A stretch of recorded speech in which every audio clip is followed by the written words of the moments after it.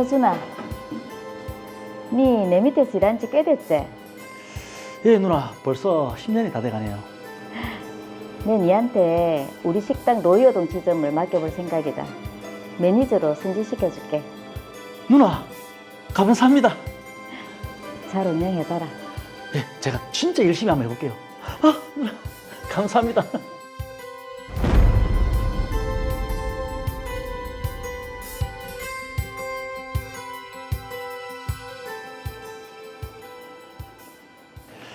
오늘 예약 손님이 5팀 있으니까 체크 잘하도록 하세요. 네, 알겠습니다, 매니저님.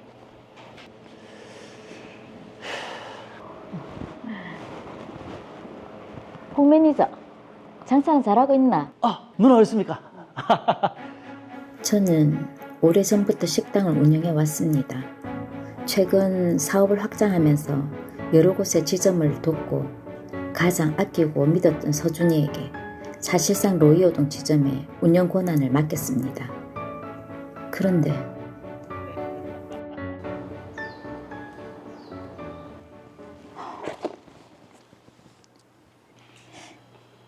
이상하다. 신메뉴 출시하고 나서 다른 지점은 매출이 다 올랐는데 로이어동 지점만 매출이 똑 떨어졌네. 일시적인 것도 아니고 몇 달째 계속 이런 거면 뭔가 문제가 있는 건데.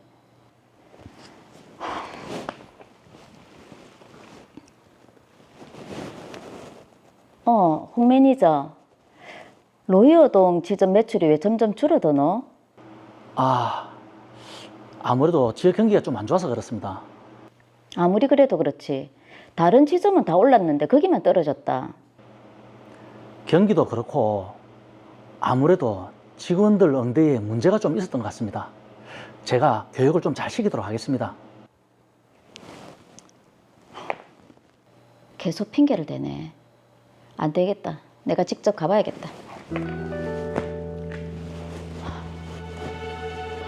매니저님, 밑반찬 남은 거 전량 폐기할까요? 폐기는 그냥 테이블에 내세요. 근데 보통 이틀 지나면은 폐기하는 게 원칙. 그 참, 상하지도 않았잖아요. 나는 급한 볼 일이 있어서 잠깐 나갔다 올게요.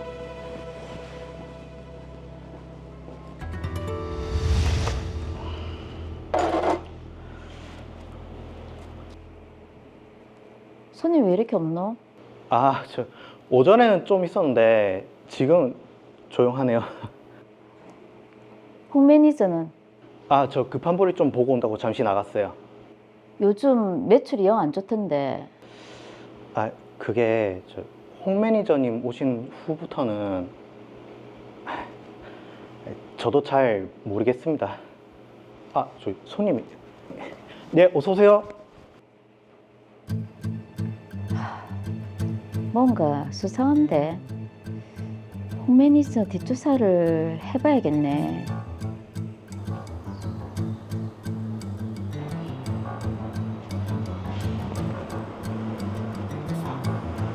쟤가 식당으로 안 가고 저긴 왜 들어가노? 로아 식당? 최근에 새로 개업한 식당인데.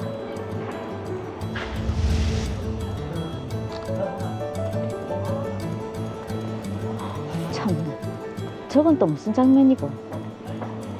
단순히 손님이 아닌 것 같은데요. 그렇죠.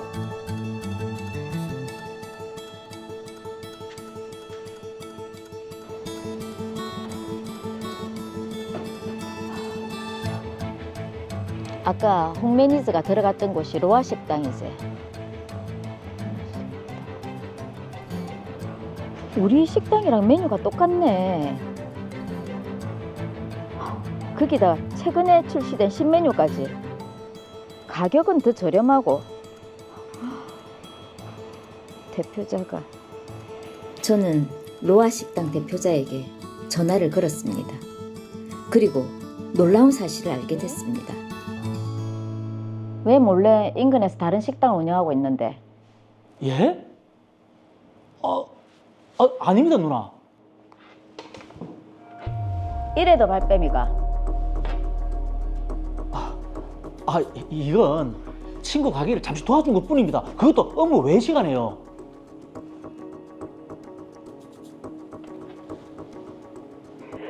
친구 부탁으로 사업자 등록상 대표자 명의만 빌려줬을 뿐입니다. 저는 가게에 나가지 않았고 실질적인 대표는 홍서준입니다. 조사를 다 하신 거죠. 이래도 아니라고? 아니, 왜 나무 뒷조사를 합니까? 기분 나쁘게. 그만두면 될 거 아닙니까? 에이, 진짜. 아니 뭐 저런 자식이 다 있노?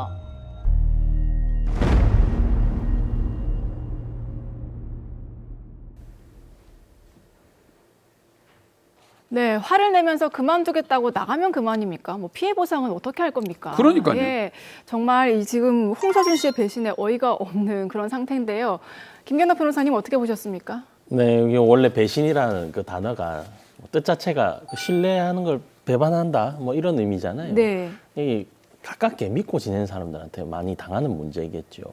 근데 가족이라고 해도 서로 믿지 못해서 소송하는 경우가 있는 것처럼 드라마 사례에서도 뭐 누나 동생 하고 있지만 어쨌든 사업상 업무상 알게 된 사람과도 이런 일이 종종 발생하겠지요. 예. 문제는 이제 법적 책임 여부에 있을 겁니다.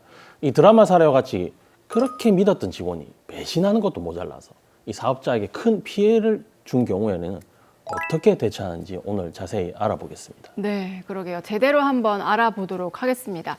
자, 우선에 홍서준 씨가 지금 로이어동 지점의 매니저로 일을 하면서 몰래 그 다른 식당인 로아 식당을 이제 운영을 한 것처럼 보이는데 이거는 배임 아니겠습니까?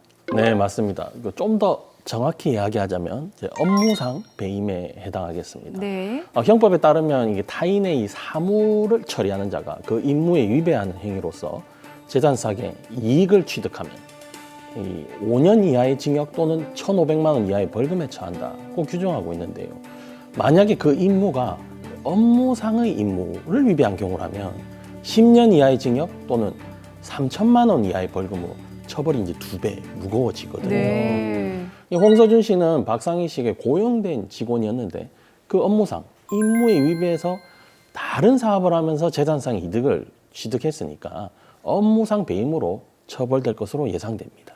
근데 다른 사업을 하면서라고 했지 않습니까? 문제는 이 사업자 등록증이 최지훈 씨로 되어 있다는 거거든요. 이렇게 되면 처벌이 좀 힘들지 않겠습니까?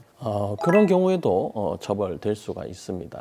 이 최지훈 씨는 홍서준 씨의 이제 친구라서 단순히 이제 명의만 빌려줬고 실제로는 홍서준 씨가 로아 식당의 사장이라 이렇게 말하고 있었잖아요. 네네. 그래서 이제 로아 식당 종업원들도 왜 홍서준 씨가 나갈 때 깍듯이 인사를 하는 장면도 있었거든요. 예. 실질적인 사업자는 홍서준 씨이기 때문에 홍서준 씨 업무상 배임죄 성립에는 큰 영향이 없을 것 같습니다. 네, 자 그런데 홍서준 씨는 이렇게 얘기를 합니다. 근무 시간 외에 로아 식당의 일을 본 것이다. 이게 소속된 직장인이라고 해도 근무 시간 외에 다른 사업을 할 수도 있지 않냐 이렇게 주장을 하고 있네요. 물론 이제 직장인이 그 정해진 근무 시간 외에 다른 부업 개념으로 뭐 사업을 하는 거 그 자체는 문제가 되지 않습니다. 네. 쉽게 예를 들어 보자면요, 방송국에 일하시는 분들도 업무 시간 외에 다른 가게를 뭐 창업해서 뭐 부업을 한다거나 이런 거 자체는 위협하지 않거든요. 근데 관점을 만약에 달리해서 프리랜서가 아닌데 네. 뭐 다른 경쟁 방송국에서 일을 한다거나 일을 도와준다. 그럼 이야기가 완전 다르잖아요. 그렇죠. 큰 문제죠. 근무 시간 외에 이게 동종 경쟁업체, 그것도 자신이 매니저로 있는 지점과 인근에서 경쟁하는 식당에서 운영자 노릇을 했으니 네. 이건 당연히 배임에 해당하겠죠. 자, 그럼 홍서준 씨는 배임으로 처벌될 수 있다고 하니까 다행이긴 한데, 자, 경쟁하는 식당을 지금 운영하면서 재산상의 이익을 얻었을 거잖아요. 이거는 어떻게 평가할 수 있습니까? 네, 홍서준 씨는 이제 오전에 이제 출근하기 전, 또 오후에 퇴근 후 뭐 이렇게 시간을 내가면서 나누어 이 로아 식당에 들어가 가게를 운영했습니다. 그렇다면 로아 식당에서 그 얻은 이익이 곧 업무상 배임의 재산상 이익으로 추정되는데요. 이 박상희 씨는 홍서준 씨를 업무상 배임으로 형사 고소하면서 그 부분을 재산상 이익으로 특정하면 될 것으로 보입니다. 근데 또 이 홍서준 씨가 배달 앱에다가 박상희 씨 식당과 동일한 사진과 메뉴를 올렸거든요. 예. 이게 문제가 안 될까요? 당연히 문제가 됩니다. 이 저작권에 문제가 있는데요. 물론 이제 뭐 김치찌개, 된장찌개, 삼겹살 이런 우리 통상적인 음식 이름이나 메뉴 자체에는 저작권이 인정되지 않겠죠. 네. 하지만 그 메뉴판의 어떤 디자인이라든지 네. 뭐 음식 자체의 사진, 독창적인 레시피 이런 것들은 다 저작권 보호의 대상이 되거든요. 제가 미리 알아보니까 홍서준 씨는 이 배달 앱에서 박상희 씨가 운영한 식당 사진, 예. 음식 사진을 그대로 이렇게 이용해가지고 사용했다는 게 밝혀졌거든요. 이는 박상희 씨에게 저작권이 있는 것이니까 저작권법 위반에도 해당합니다. 그러니까 배달앱의 메뉴 이제 사진을 사용할 때도 다른 식당 걸 사용하면 안 되겠네요. 그렇습니다. 예. 이 부분도 주의하셔야 되는데요. 저작권법 위반도요, 5년 이하의 징역 또는 5천만 원 이하의 벌금에 처할 정도로 중대한 범죄입니다. 오. 다만 이제 음식 메뉴 사진 정도를 그대로 베낀 거는 뭐 무겁게 처벌될 문제는 아니겠지만 네. 앞서 본 그 업무상 배임의 책임도 무겁기 때문에 이 부분도 함께 고소할 필요가 있겠죠. 네. 자, 그리고 또 다른 문제가요. 지금 박상희 씨가 홍서준 씨의 뒷조사를 했는데 이건 뭐 사생활 침해 아니냐. 이렇게도 주장해 볼 수 있지 않겠습니까? 홍서준 씨도 왜 뒷조사를 하냐며 화를 냈는데 이 부분은 어떻게 될까요? 네, 물론 이제 뒷조사라는 것 자체는 사실 그렇게 적절한 행동은 아니겠죠. 그렇죠. 하지만 이제 형사 사건에서 뭐 경찰과 같은 수사기관이 아닌 이 일반 개인들, 사인들이 미행하거나 뒤를 쫓아가면서 일종의 어떤 증거 수집 방법으로서 그런 증거를 많이 수집하게 되는데 네. 설령 그게 좀 위법하다고 하더라도 그 증거 능력 자체가 없는 건 아니니까 충분히 증거로서는 활용할 수가 있습니다. 그러니까 이제 증거 능력이 없는 건 아니다. 다행이긴 한데 사실 이게 형사처벌도 처벌이지만 굉장히 사업에 피해를 많이 줬어요. 맞습니다. 민사적으로 금융 치료를 할 수 있는 방법 이게 없을까요? 네, 아주 좋은 지적이신데요. 이게 업무상 배임에 해당하니까 당연히 불법 행위가 되겠죠. 그렇죠. 그럼 불법 행위에 따른 민사 손해배상 책임을 묻는 소송을 제기할 수 있습니다. 근데 일단 이제 업무상 배임으로 홍서준 씨를 형사 고소하고 박상희 씨에게 발생한 재산상 손해를 이제 특정하게 되면 이에 대한 민사적 손해배상 청구 당연히 제기할 수가 있죠. 네. 자, 그런데 뭐 로아 식당이 계속 영업을 한다면 아무래도 박상희 씨 식당에 이제 피해가 계속 이루어지지 않겠습니까? 아예 로아 식당의 문을 좀 닫게 하고 싶은 그런 방법은 없을까요? 네, 이제 앞서 제가 민사 손해배상 얘기를 했지만 사실 그 소송 제기하고 판결을 얻을 때까지 시간 많이 걸리고 그렇죠. 그러면서 식당 운영은 양쪽이 다 하게 되니까 네. 문제가 발생할 수밖에 없겠죠. 이런 경우에 방법은 있습니다. 다만 이제 엄격하고 어떤 특수한 요건이 좀 필요한데요.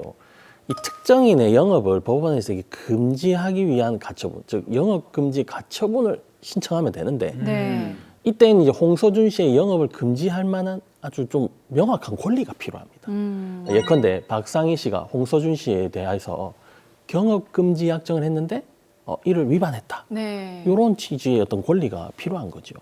경업금지 약정 말씀하셔서 그게 구체적으로 어떤 내용을 담고 있습니까? 네, 요즘 이제 근로계약서도 보면은 뭐 서약서나 비밀 유지 약정 등을 많이 이렇게 하잖아요. 네. 예컨대 뭐 취업하면 동정 영업을 하지 않겠습니다. 퇴사 후 2년 동안은 뭐 동정 영업에 근무하거나 창업하지 않겠습니다. 네네. 이런 서약을 많이 받아두게 되는데 그런 약정을 의미합니다. 이런 경업 금지 약정을 했다면 그 약정 위반을 이유로 영업 금지 가처분을 실천할 수가 있는 구조입니다. 야, 근데 드라마 사례는 어떨지 모르겠네요. 지금 박상희 씨하고 홍서준 씨 그 일반 식당에서 경업 금지 약정을 서약을 하는지 모르겠는데 어떻게 됐습니까? 제가 이제 조사를 해보니까요. 이 박상희 씨는 최초에 홍서준 씨하고 근로계약서를 쓸 때 재직 중에는 타 경쟁 업종에 영업하지 않겠습니다. 퇴사 후 2년 동안은 동종 영업하지 않겠습니다. 이런 취지의 서약서를 썼더라고요. 다행이네요. 그래서 이제 박상희 씨는 이제 이를 근거로 홍서준 씨의 영업을 금지할 수가 있는데 네. 다만 여기서 조금 한계가 좀 있어 보이는 점이 있어요. 아이고, 어떤 한계가 있습니까? 네, 아까 살펴봤듯이 네. 사업자 등록상 대표자가 홍서준 씨가 아니라 최지훈 씨라는 점이에요. 예. 형사고소에서는 홍서준 씨가 실제 운영자라는 것을 밝히면 충분히 처벌 가능하게 할 수가 있는데 물론 이 사건마다 결과는 다르지만 명의상 사업자와 실질 운영자가 다를 경우에는 영업금지 가처분 신청이 인용될 경우도 있고 기각되는 경우도 있습니다. 제가 사례를 하나 들면은 어떤 사람이 경업금지 약정 의무를 위반해서 영업을 금지하는 가처분을 당하게 되니까 영업을 할 수가 없잖아요. 그러니까 어머니 이름으로 명의를 바꿔서 또 계속 영업을 하는 거예요. 그런 경우에도 법원은 실질 운영자는 여전히 그 사람이라는 이유로 가처분을 인용한 사례도 있었고 네. 반대로 이렇게 명의가 달라서 또 인용해주지 않은 사례도 있었으니 이 부분에 대해서는 조금 신중한 검토가 필요해 보입니다. 그러니까 사건마다 영업금지 가처분이 인용될 수도 있고 그렇지 않을 수도 있다는 말씀이시네요. 자, 이 사건 마지막으로 정리를 해보겠습니다. 정말 믿었던 직원의 배신에 마음고생이 컸을 우리 박상희 씨께 마지막으로 한마디 남겨주시죠. 드라마에서 봤듯이 좋을 때는 누나 하고 또 갑자기 문제가 터지니까 저 그만두겠습니다 하고 팩 돌리는 이처럼 이렇게 동생처럼 믿었던 홍서준 씨의 배신으로 충격이 클 것 같습니다. 예. 먼저 박상희 씨는 홍서준 씨를 업무상 배임, 저작권법 위반 등으로 고소하고 민사적으로는 손해배상 당연히 청구해야겠죠. 그리고 경업금지 의무 위반에 따른 홍서준 씨의 이 로아 식당 영업 자체도 금지할 수 있겠습니다. 이처럼 이게 하나의 사실관계, 여러 건의 법적인 내용을 동시에 진행해야 되거든요. 반드시 손해배상 전문 변호사 등 법률 전문가의 도움을 받기를 권유하겠습니다.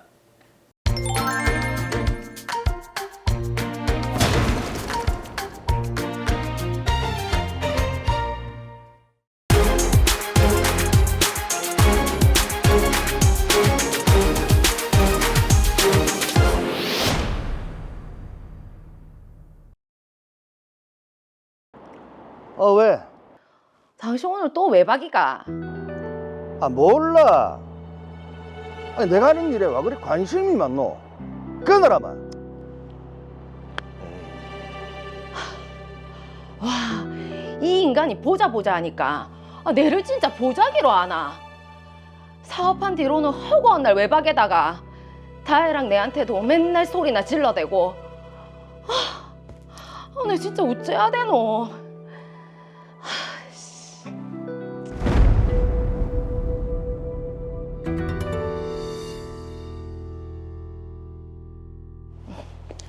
다혜 왔나? 엄마, 내일 아빠 학교에 오나? 학교? 내일 가족 운동회 한다고 했잖아. 맞다, 그랬지. 아빠한테 물어볼게. 저번에도 온다고 하고선 안 왔잖아. 다른 애들은 다 가족끼리 온단 말이야. 아빠 좀 너무한 거 아니야? 엄마가 얘기 잘 해볼게. 응? 아유, 다혜 학원 갈 시간이네. 얼른 챙겨서 갔다 온네. 응?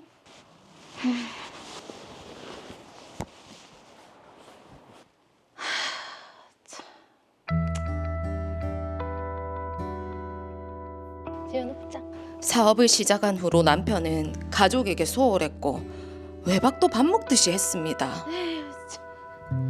16년의 결혼 생활, 더 이상 참을 수 없었던 전 결국 이혼을 결심했습니다.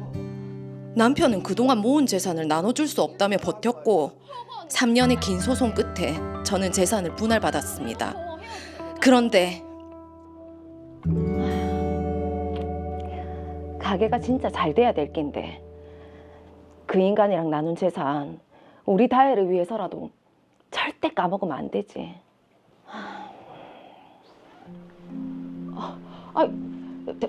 당신이 여기 무슨 일인데? 우리 이제 다 끝난 사이잖아. 할 말이 있어서. 나는 할 말 없다. 나가라. 그러지 말고 미라야, 우리 이혼 문제 다시 한번 생각해보자. 법원 판결도 다 끝났는데 무슨 말이고? 당장 나가라고. 여보야, 그동안 내가 진짜 다 잘못했다. 내가 이렇게 빌게. 딱 한 번만 봐주면 안 될까? 우리 다혜 애비 없는 자식 만들 기가. 다혜를 생각해서라도 한 번만, 딱 한 번만 눈 감아 줘. 내 이제 자기랑 우리 다혜 공주처럼 떠받들고 살게. 우리 재결합하자. 제발. 우리 다혜, 우리 이혼하면서 재산 나눈 거 그거는 당신이 그대로 가지고 그 나머지 부동산 증여한 거랑 생활비는 내가 다 댈게. 그럼 당신도 손해는 아니잖아. 내가 당신 말을 어째 믿는데? 그럼 각서. 내가 각서 쓸게. 뭐 각서? 서류는 믿을 수 있잖아. 그리고 당신 이혼 신고도 했던데 혼인 신고만 다시 하면 되지 않겠나? 우리 다혜를 생각해서라도 제발. 알겠다 그럼. 혼인신고만 다시 하면 되는 거지. 분할한 재산 안 건드리는 거 확실하나? 당연하지. 그건 전부 다 당신 몫이다. 내가 잘할게. 남편을 완전히 믿을 순 없었지만 딸을 생각해서 재결합을 결심했고 다시 혼인신고를 했습니다. 그런데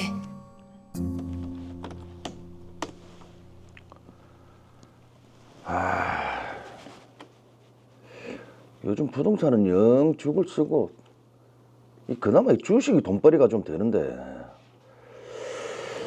시드머니가 모자라도 한참 모자라단 말이지. 그 로이어동 아파트를 팔면 되는데 명의가 마누라한테로 넘어가 있으니까 일단 팔자고 해보자.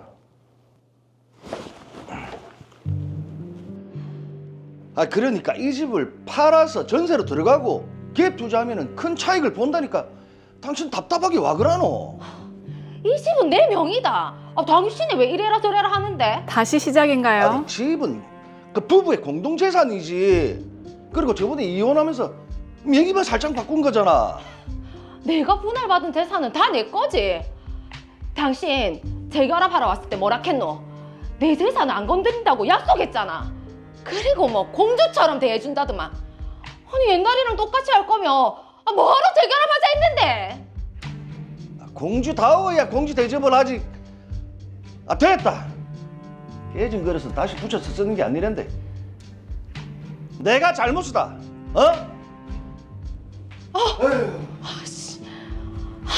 그날 이후 저희는 다시 별거를 시작했습니다. 1년 후 남편은 이혼 전제 조정 신청을 했지만 성립되지 못했습니다.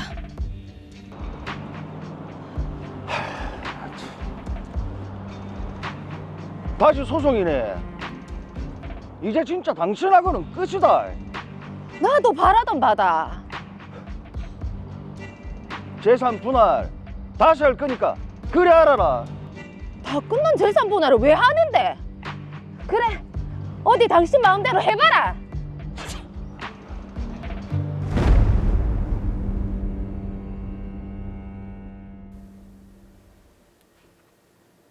네, 이혼을 했는데 재결합을 하셨고 그 이후에 또다시 이혼을 하게 되면서 재산 분할 문제가 불거졌네요. 근데 이게 문제가 되는 게 네. 다시 혼인신고를 하면서 남편이 부인에게 조금 설득을 위해서 재산을 증여를 했습니다. 네. 요게 또다시 이혼을 하면서 문제가 됐는데 이렇게 되면 재산 분할을 다시 해야 되나? 여러 가지 문제가 되는데 좀 골치 아파지네요. 자, 그러게요. 궁금한데 지금 두 사람 같은 경우에는 기존에 증여를 하거나 다른 방식으로 줬던 그 재산을 정리할 필요가 있을 것 같은데 네네.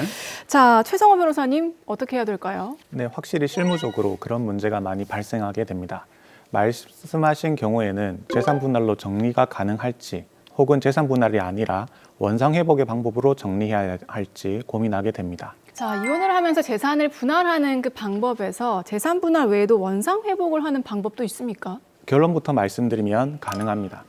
결혼을 해서 부부 공동체를 형성했는데 부부 공동체가 유지된 기간이 매우 짧다면 재산을 나눌 때 여러 사정을 종합해서 판단하게 되는데요. 보통 기여도에 따라 재산을 분할하게 됩니다. 재산 분할의 방법으로는 재산을 증여 또는 다른 방법으로 주게 된 쪽의 기여도가 극히 낮게 책정되거나 혹은 전혀 없는 것으로 판단될 여지가 있기에 그런 경우 원상 회복의 방법을 사용하기도 합니다. 네. 대법원 역시 일단 혼인이 성립되어 지속된 이상 부부 공동체로서 의미 있는 혼인 생활을 하였다고 인정할 수 없을 만큼 단기간에 파탄되거나 당초부터 혼인을 계속할 의사가 없어 그로 인하여 혼인의 파국을 초래하였다고 인정되는 경우에 한해서 원상 회복이 가능하다고 보아야 한다라고 판시하면서 원상 회복의 방법을 열어놨습니다. 원상 회복도 원칙적으로는 가능하다라는 말인데 근데 말이죠. 이게 원상 회복이라는 게 굉장히 법률 효과가 큰 것 같은데 네. 법률 혼만 적용이 되는 겁니까? 아니면은 혼인신고 없는 사실혼도 적용이 되는 겁니까? 네, 재산 분할이 인정되지 않을 정도로 부부 공동체 형성 기간이 짧다고 한다면, 혹은 부부 공동체 기간이 조금 있더라도 그 기여도 산정에 있어서 불합리한 경우 등에는 재산 분할의 방법이 아니라 원상 회복의 방법으로 일방이 타방에게 증여 등의 방법으로 주었던 재산을 다시 찾아오는 방법이 합리적이라고 보여집니다. 네. 그렇지 않을 경우 단순히 혼인을 하였다는 이유만으로 거액의 재산이 일방으로부터 타방에게 넘어가는 경우가 생길 것이고, 그런 점을 악용하는 사례가 발생할 수 있기에 법원으로서는 최대한 합리적으로 판단하기 위한 고민이 담겨 있는 부분입니다. 또한 혼인신고를 제외한 부부 공동체 형성에 있어서 법률론 혹은 사실혼에는 큰 차이가 없기에 이 법리는 사실혼의 경우에도 동일하게 적용됩니다. 네. 자, 그럼 일단 이 사건을 보면 일단 결혼을 했다가 전미라 씨가 김영진 씨를 상대로 소위 1차 이혼 소송을 해서 지금 이혼이 됐지 않습니까? 그렇죠. 네. 예. 1차 이혼, 2차 이혼 이게 무슨 왕자의 난도 아니고. 그리고 김영진 씨가 다시 전미라 씨를 설득하는 과정에서 부동산 등 재산 일부를 증여의 방법으로 주었습니다. 네네. 이게 각서까지 작성을 했는데 그렇죠. 이혼 이후에 다시 또 혼인신고를 하면서 6개월 만에 또 별거를 하게 됐어요. 일단은 뭐 재혼 기간만 고려를 한다면 이게 굉장히 의미 있는 결혼 생활을 했다고는 보기가 힘들지 않을까요? 예, 그렇습니다. 기간만 따진다면 분명 대법원에서 말하는 의미 있는 혼인 생활을 하였다고 인정하기 어려운 부분에 해당할 수도 있습니다.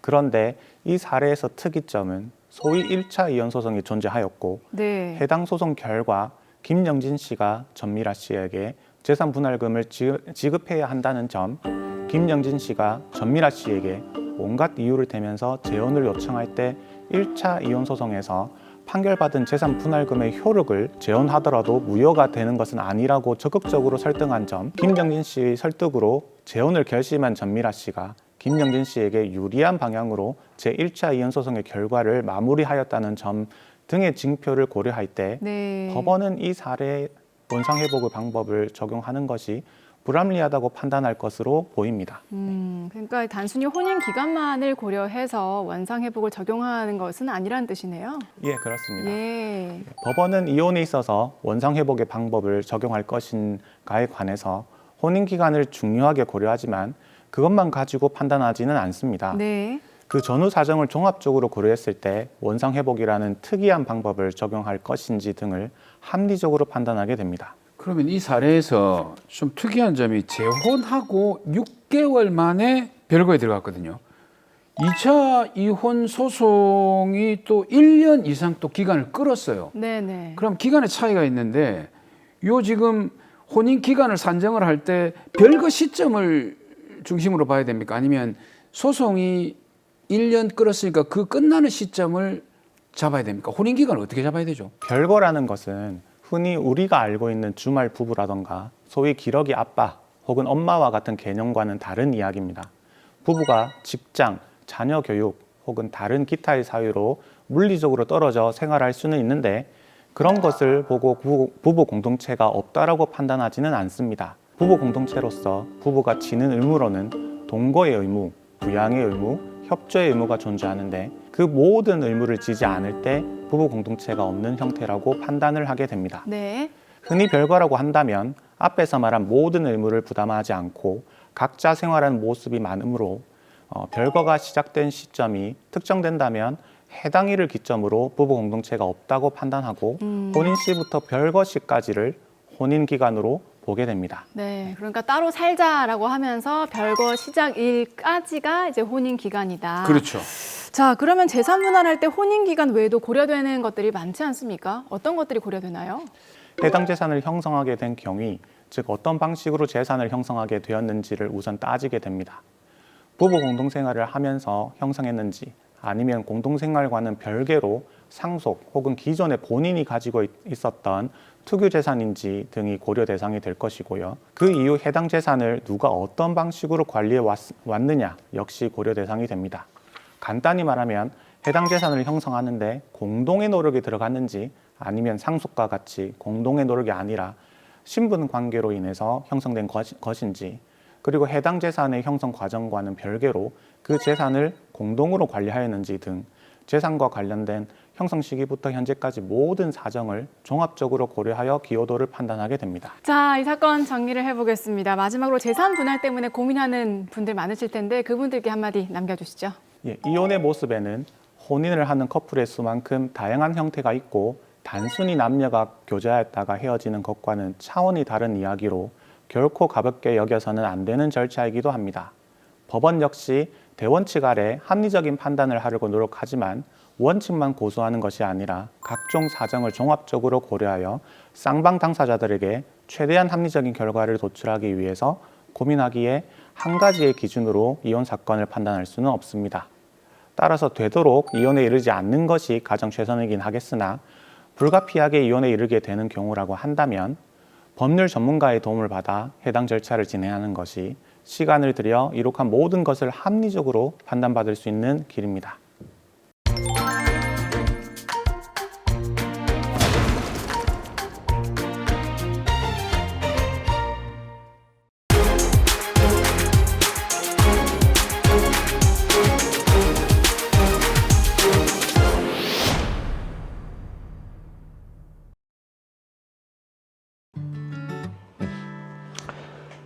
네, 최 대리, 오늘부터 같이 일하게 된 이지영 씨입니다.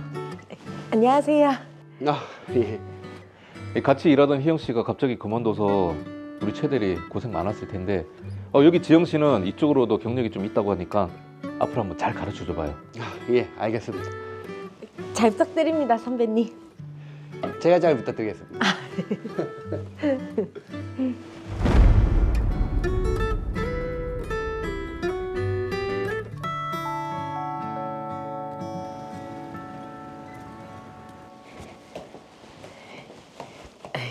저 선배님 바쁘시죠? 안 그래도 카페인이 필요했는데 고마워요. 매번 챙겨줘서. 아이, 당연히 선배님은 후배인 제가 챙겨드려야죠. 다른 게 아니고 그 기획안 작성하고 있는데 모르는 부분이 좀 있어서. 그거 내가 한번 읽어보고 수정할 부분 있으면 얘기해 줄게요. 감사합니다, 선배님. 바쁘실 텐데 매번 이렇게 챙겨주시고. 그래서 말인데 오늘 저녁 제가 사드리고 싶은데. 에이, 뭘? 같은 팀인데. 그래도 저 선배님 없었으면 이 회사에 적응하기 힘들었을 거예요. 오늘 약속 없으시죠? 저랑 같이 저녁 먹어요, 선배님. 알겠어요. 앉아보세요. 네. 기획 한번 볼게요. 지영 씨는 저를 선배라며 살갑게 대해주었고 같이 일하는 시간이 길어지면서 서로에게 호감이 생겼습니다. 그리고 어느새 연인 사이로 발전했습니다. 자기야. 시간이 왜 이렇게 안 가지? 빨리 퇴근하고 우리 형이랑 데이트해야 되는데. 근데 선배 미안한데 나 오늘은 마치고 집에 바로 가야 해요. 왜? 갑자기 급한 일이 좀 생겨서.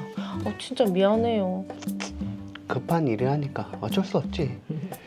다음 달에 기념일인데 우리 1박 2일로 여행 갈까? 여행? 응. 우리 사귀고 간 적 없잖아. 내가 멋진 곳으로 예약할게. 그래요.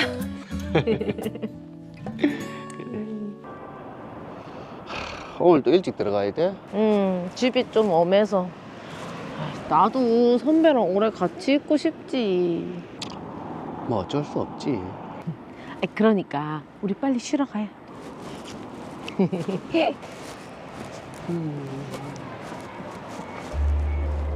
선배 왜? 아니, 누가 자꾸 쳐다보는 것 같아서. 아무도 없는데 무슨. 시간 없어요. 빨리 가요. 그래. 가자.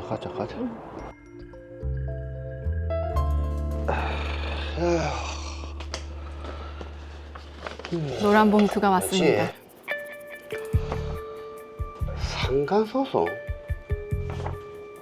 이지영의 남편? 에? 뭐?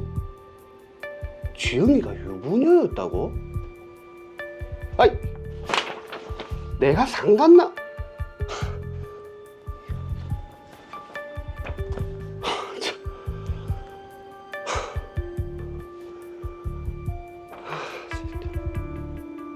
왜 전화를 안 받노? 생각지도 못했던 상간 소장. 저는 지영이가 유부녀라는 사실을 소장을 받고 처음 알게 됐습니다.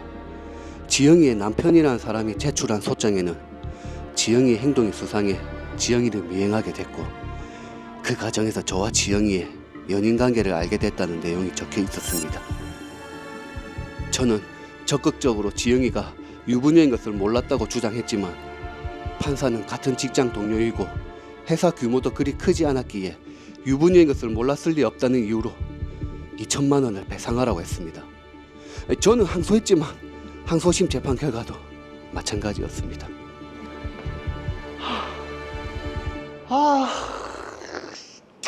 2천만 원에 이자까지? 진짜 뭐 이런 경우가 다 있노? 아니 어떻게 결혼한 걸 깜짝같이 속일 수가 있지? 이지영, 내가 그냥은 안 넘어간다. 저는 이지영의 남편에게 위자료를 지급했고 이지영을 상대로 구상금 청구 소송을 했습니다. 그런데 예, 여보세요? 예? 경찰서라고요? 예? 제가 이지영을 성폭행했다고요? 예? 이지영은 저를 업무상 위력에 의한 간음죄로 형사고소했습니다. 정말 유부녀인 줄 모르고 사랑했는데 상간소송에 형사고소까지. 전 어떻게 해야 될까요?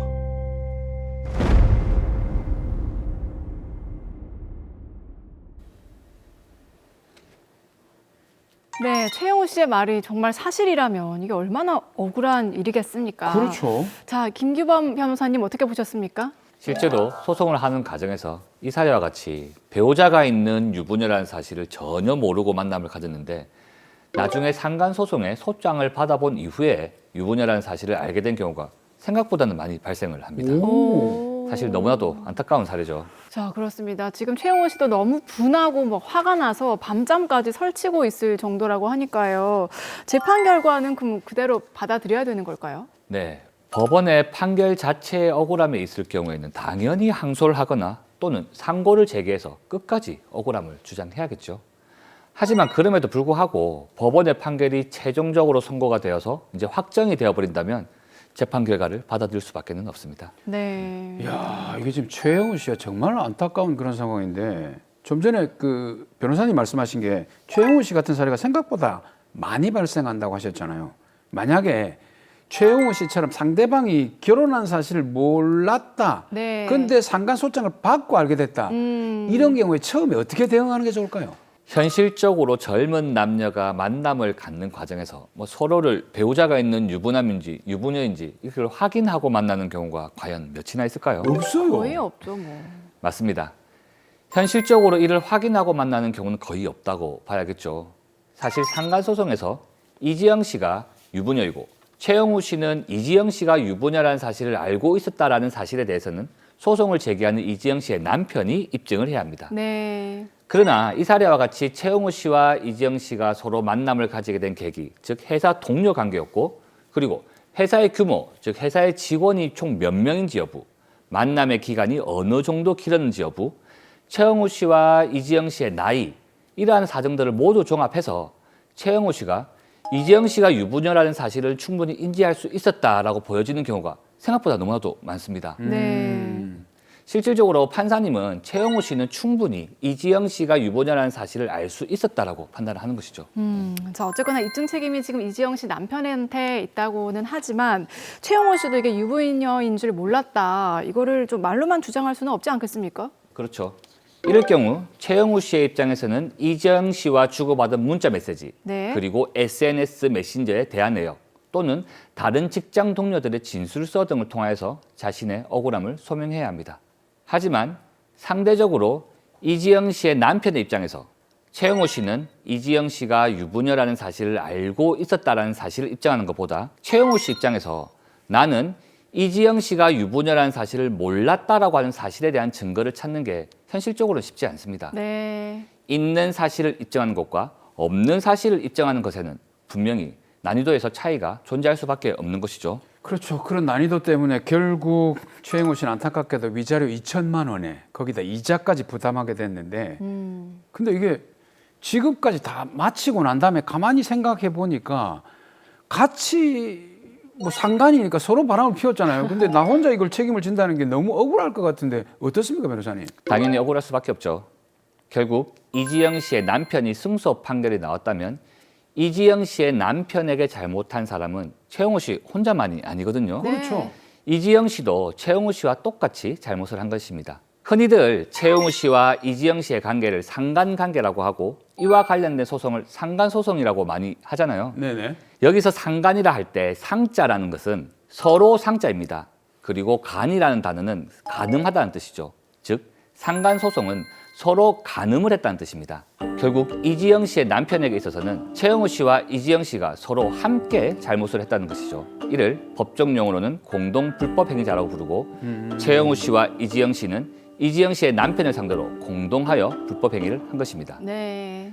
이러한 상황에서 만약 최영호 씨가 이지영 씨의 남편에게 위자료 2천만 원을 지급했다면 최영호 씨는 이지영 씨와 함께 잘못한 거에 대하여서 최영호 씨 혼자서 손해배상을 해주게 된 것이죠. 네. 자, 결국 최영호 씨 입장에서는 이지영 씨에게 손해배상금의 일정 부분을 돌려받아야 하고 이러한 관계를 구상관계라고 부릅니다. 그러니까 같이 잘못을 한 거니까 이지영 씨를 상대로 구상금 청구 소송을 진행을 한 거네요. 그렇죠. 예. 자, 그리고 교통사고 손해배상도 보면 몇 대 몇 이렇게 과실 비율을 따지게 되는데, 네네. 자, 지금 이런 사건 같은 경우에도 구상금 청구 소송을 제기를 했을 때 뭐 딱 반씩 부담을 하라고 하는지 아니면 어떤 기준 같은 게 있는지 궁금합니다. 사실 공동 불법 행위자들 사이에서는 내부적으로 부담 비율을 정해야 합니다. 그래서 내부적으로 자신이 잘못한 부분 이상을 손해배상을 해주게 됐다고 한다면 자신의 잘못을 초과하여서 배상을 한 부분을 나머지 공동 불법 행위자에게 돌려받아야겠죠. 만약 이지영 씨가 유부녀라는 사실을 최영호 씨가 알았고 그럼에도 불구하고 최영호 씨가 이지영 씨와 서로 교제를 했다면 자, 최영호 씨와 이지영 씨 중 누가 더 많은 잘못을 한 것으로 볼 수 있을까요? 일단 그 유부녀인지 알고 만났다. 알고 저지르는 죄는 죄질이 굉장히 안 좋거든요. 요거 최영호 씨 8대2입니다. 8입니다. 그렇게 생각하십니까? 네. 저는 뭐 손뼉도 마주쳐야 소리가 나기 때문에 둘 다 똑같다고 생각합니다. 정임 씨 말이 맞습니다. 네. 사실 상간소송에서는 실무상으로는 상간남, 상간녀에게 같은 잘못을 한 것으로 보아서 대부분 내부적 부담 비율은 50대 50으로 정해지는 경우가 많습니다. 네. 다만 특수한 경우에는 내부적 부담 비율이 조금 달라질 수는 있지만 실무상 대부분은 50대 50으로 정해지게 됩니다. 자, 그런데 이제 만약에 사랑했던 사람이 정말 유부녀인 그 증거가 확실하고 그게 입증이 됐다면 상대방에게 소송이나 책임을 물어서 그걸 보상받을 수 있나요? 당연히 책임을 물어야겠죠. 자, 이 사례와는 조금 다를 수 있습니다. 자, 만약 최영우 씨가 이지영 씨가 유부녀라는 사실을 전혀 알지 못했고 이에 이지영 씨의 남편이 최영우 씨를 상대로 제기한 상간소송에서 최영우 씨가 승소를 했다면 네. 최영우 씨 입장에서는 이지영 씨에 대한 배신감 또한 이루 표현할 수 없을 정도로 매우 클 것 같은데요. 그렇죠. 자, 이럴 경우에 최영우 씨는 이지영 씨를 상대로도 손해배상 청구를 할 수 있습니다. 여기서 최영우 씨는 이지영 씨를 상대로 자신의 성적 자기 결정권을 침해당했다고 볼 수 있습니다. 이게 성폭행 사건에서 자주 나오던 그 성적 자기 결정권 그 말인가요? 자, 제가 성적 자기 결정권 침해라는 것에 대해서 간단하게 쉽게 설명을 드리겠습니다. 자, 만약 최영우 씨 입장에서 이지영 씨가 유부녀라는 사실을 알지 못하였기 때문에 이지영 씨와 성적 행위를 했는데 네. 이지영 씨가 만약에 유부녀라고 한 것을 최영우 씨가 알았다고 한다면 과연 이지영 씨와 성적 행위를 했을까요? 안 되죠. 그렇습니다. 최영우 씨 입장에서는 이지영 씨가 유부녀인 사실을 알지 못하였기 때문에 이지영 씨와 성적 행위를 했다는 것이죠. 네. 최영우 씨 입장에서 이지영 씨를 진심으로 사랑했고 또한 결혼까지도 생각할 정도로 관계가 깊어졌는데 유부녀라는 사실을 속이고 이를 배신한 이지영 씨에 대한 피해를 보상 청구하는 것입니다. 네. 최영호 씨의 상황과는 조금 다른 상황이긴 했는데, 자, 다시 드라마로 돌아가서요. 최영호 씨가 이지영 씨를 상대로 구상금 청구 소송을 이제 제기를 하자 이지영 씨가 업무상 위력에 의한 간음죄로 지금 최영호 씨를 형사 고소를 했습니다. 네, 참 너무나도 억울한 상황인데요. 업무상 위력에 의한 간음죄에 대해서 제가 간단하게만 설명을 드리겠습니다.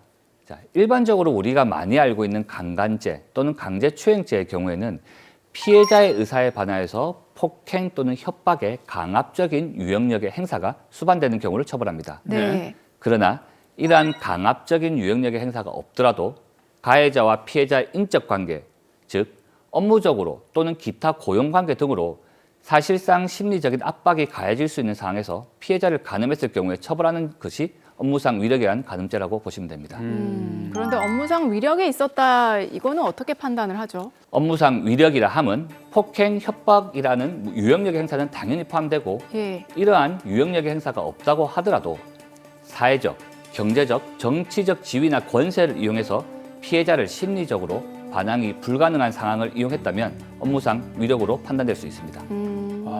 사회적으로 좀 높은 위치에 있으면 더 조심해야 되겠네요. 그렇죠. 예. 만약에 이게 업무상 위력에 의한 간음죄로 확정이 된다면 처벌 수위는 어떻게 되죠? 네, 우리 형법 제303조 제1항에 의하면 업무, 고용 기타 관계로 인하여 자기의 보호 또는 감독을 받는 사람에 대하여서 위계 또는 위력으로서 간음한 자는 7년 이하의 징역 또는 3천만 원 이하의 벌금에 처한다라고 규정하여 아주 무겁게 처벌을 하고 있습니다.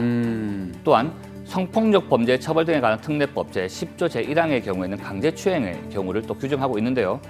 업무, 고용이나 그 밖의 관계로 인하여 자기의 보호 또는 감독을 받는 사람에 대하여 위계 또는 위력으로서 추행을 한 사람은 3년 이하의 징역 또는 1,500만 원 이하의 벌금에 처한다고 규정을 하고 있습니다. 네. 자, 사실 이런 성범죄 사건의 경우에는 피해자 진술을 또 굉장히 중요하게 생각을 하는데, 그렇죠. 자, 최영호 씨가 지금 정말 억울하다라고 한다면 초기 대응을 잘해야 되겠습니다. 네, 그렇죠. 자, 특히나 성범죄 사건의 경우에는 사실상 밀폐된 장소에서 주로 이루어지다 보니까 객관적인 증거를 확보하기가 매우 어려운 특수성이 있습니다. 네. 이에 결국 피해자의 진술에 의존한 수사 그리고 재판이 이루어지는 경우가 많습니다. 그렇기 때문에 성범죄 사건의 경우에는 피해자의 진술에 신빙성이 있는지 여부, 즉 피해자의 진술이 믿을만한지 아닌지에 대한 판단이 매우 중요합니다. 최영우 씨와 같이 억울하게 성범죄에 연루가 되게 되면 최영우 씨 역시 초기부터 일관되게 자신의 억울함을 진술해야 되고 네. 또한 피해자의 진술을 믿기 어렵다라는 사정을 충분히 소명을 해야 할 것으로 보여집니다. 네.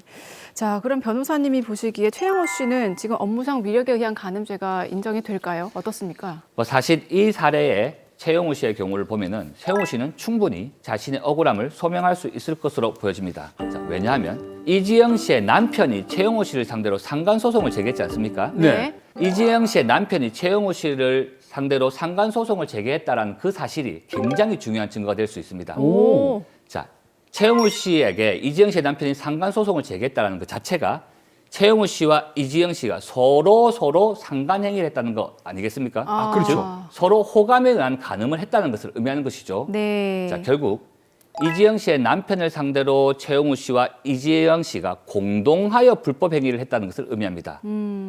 이러한 사정은 최영우 씨가 이지영 씨를 상대로 성범죄를 저지른 자가 아니라는 것을 반증하는 증거가 될 수 있는 것이죠. 그러네요. 네, 그렇게 된다면 최영호 씨의 억울함을 조금 덜 수 있는 또 그런 상황이겠습니다. 네. 자, 이 사건 정리해 볼게요. 마지막으로 최영호 씨와 또 그리고 최영호 씨와 같은 상황에 처한 분들에게 한 말씀 더 해주십시오. 최영우 씨는 한 여자를 사랑하게 되는 과정에서 이러한 일련의 불미스러운 일들이 연속적으로 발생하게 되었습니다. 이러한 일들은 전혀 예상하지 못한 상황에서 의도치 않게 발생을 합니다.